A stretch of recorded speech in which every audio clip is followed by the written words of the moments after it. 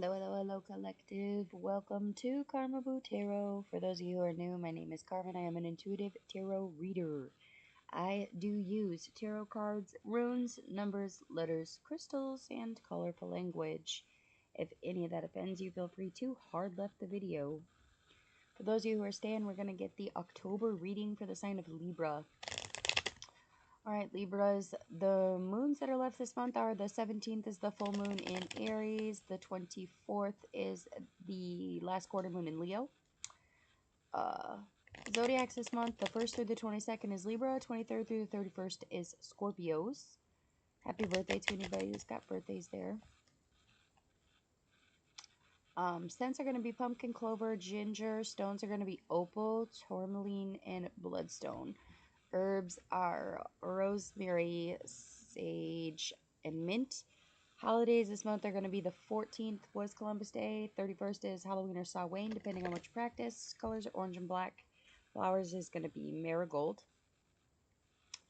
Um, it is the 10th month, which is the meaning to end a cycle and enjoy abundances or successes that come with it, or to transition into new growth, depending on how it fared out for you. 10 in the major arcana is the Wheel of Fortune, representing luck, fortune, and success. Also, the affirmation this month is going to be fate favors the bold. Fate favors the bold. All right. Spirits, guides, ancestors. What is shaken for Libra? Okay. What's going on for Libra in October? All right, guys. Three of Wands reversed, King of Wands, and Nine of Cups reversed. How interesting. Okay, some of you might have been kind of sitting around waiting for your ships to I'm sorry, for your ships to come in here, and for whatever reason it's not quite panning out how you thought it would. It's kind of like it's not like a complete planned crash, but it's definitely put a damper on the abundances that were supposed to come with it, that's for sure. Moving forward through the rest of this month, we're getting the King of Wands, though. So, I mean, it's going to pick up. There's going to be reignited passion. There's going to be security within it. Some of you might be even put in the position where, like, it didn't work out, but it was for the better. It's kind of the energy I'm getting here from it. It's like a situation, like, plans fall through and things happen, but for whatever reason, it's almost like a meant to be thing. That's how I'm going to put it. Like missile evaded type of situation. You guys also get the Nine of Cups reversed, okay? So be careful about how much you're drinking. I'm just going to put that out there for those of you who are overindulging. That does not apply to everyone, so if it don't apply, let it fly. For the rest of you, it could just be sitting within that very content energy. Not really so much as being conceited. I'm not really getting that here. Just be careful that you're checking your ego too. Like,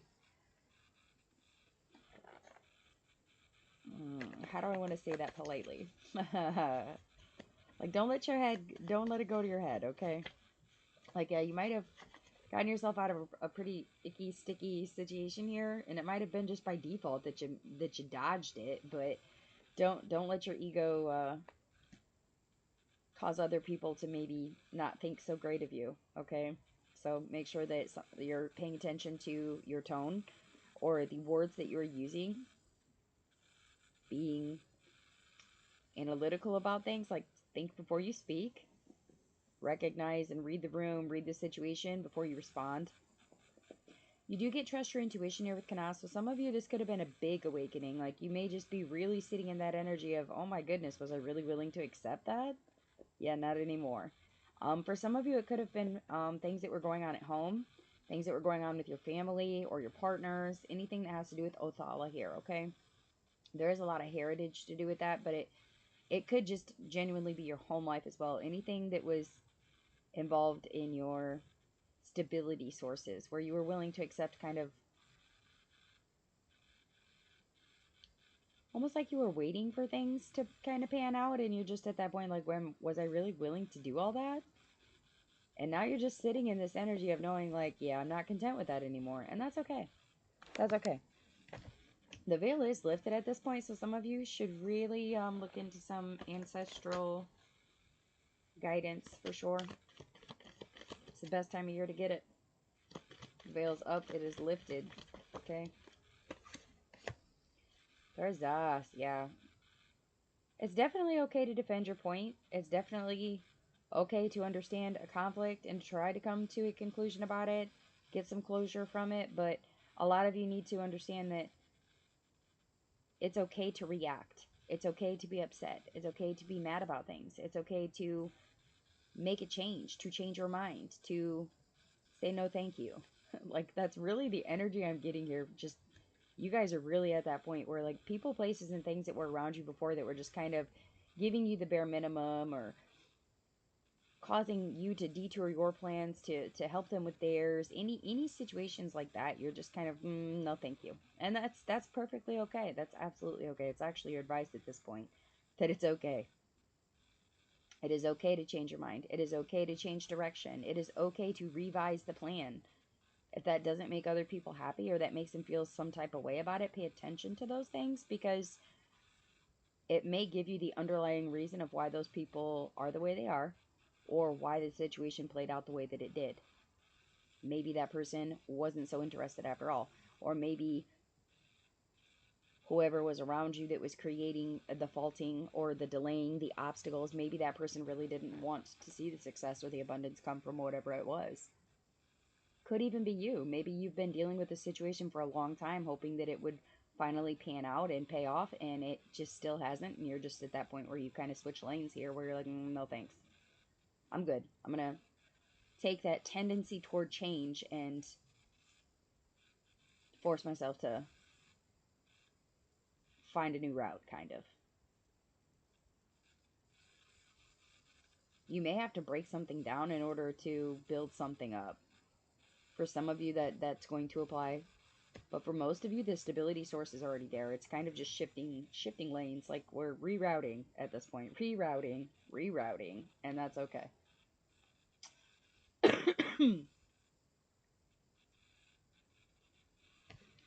Signs that you guys might be dealing with. We have Aries, Leo, Sagittarius, Cancer, Pisces.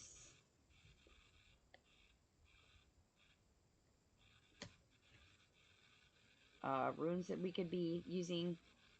Can ask to open your intuition. Othala, to root yourself in a better stability source, would be good if you're manifesting. Also, Thursas is your advice at this point. So really being effective with the way that you're reacting to things is going to be key here for October. Okay? All right. Those are the messages that I have for you guys. If they resonate, please do hit the like, share, subscribe. Feel free to comment if you'd like a personal. My info is in the description box below the video. And with that, I will wish you all lots of love and light.